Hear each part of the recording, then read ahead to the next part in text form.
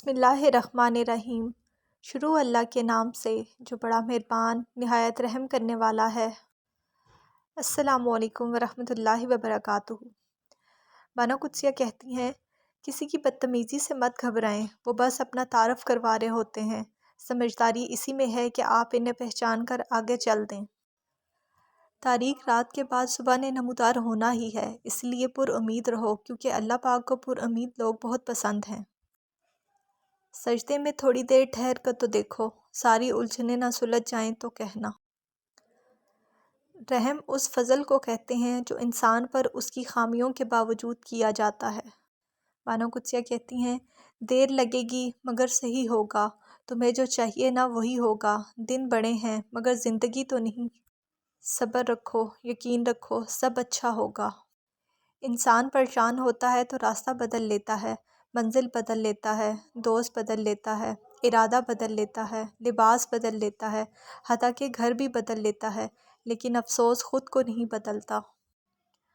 اگر تم عظمت کی بلندیوں کو چھونا چاہتے ہو تو اپنے دل میں انسانیت کے لیے نفرت کی بجائے محبت پیدا کرو۔ بانو کہتی ہیں، مقصد مر جائے تو انسان مر جاتا ہے، بے مقصد زندگی کتنی ہی طویل کیوں نہ ہو موت سے بدتر ہے۔ کئی بار اللہ تعالیٰ بہترین سے نوازنے کے لیے بدترین سے گزارتے ہیں۔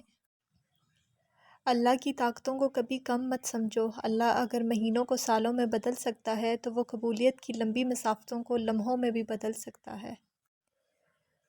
بے بسی کی انتہا ہوتی ہے اس مقام پر جہاں لوگ آپ کو دھوکہ دے کر، آپ کا دل توڑ کر، آپ سے رشتے توڑ کر بہت غرور میں کہتے ہیں کہ یہ تو اللہ کی مرضی تھی۔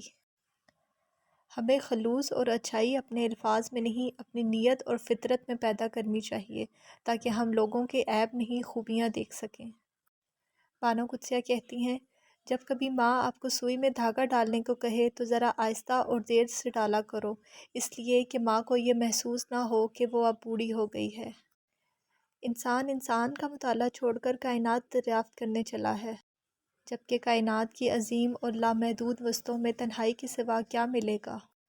بانو قدسیہ کہتی ہیں، عورت اگر 3 کام کرے تو مرد کا سخت دل منٹوں میں پگھل جائے گا۔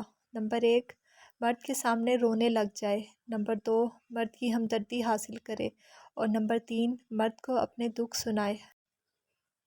جب انسان کی عزت پر حرف آنے لگیں تو محبت کو چھوڑ دینا چاہیے۔